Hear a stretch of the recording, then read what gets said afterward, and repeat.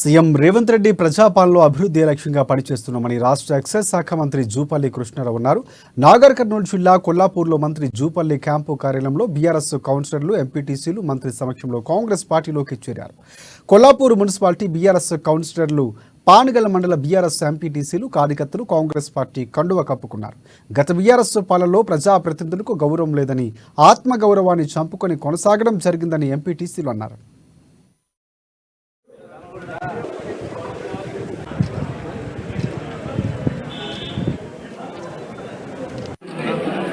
మిత్రులకు రాజకాలకు అతీతంగా ప్రజాస్వామ్యబద్ధంగా కాంగ్రెస్ పార్టీలో పనిచేయడానికి మీ ఆధ్వర్యంలో బడుగు బలైన వర్గాల పితామహుడైనటువంటి గౌరవ శ్రీ పెద్దలు జూపల్లి కృష్ణారావు గారి ఆధ్వర్యంలోన ఈ రోజు మేము సాధారణంగా కాంగ్రెస్ గౌరవ మంత్రి గారికి పాదాభివందనం తెలియజేస్తూ ఎంపీటీసీలు అందరి తరఫున మరొకసారి కాలుగా అవమానాలకు, ఇబ్బందులకు గురి అవ్వడం జరిగింది.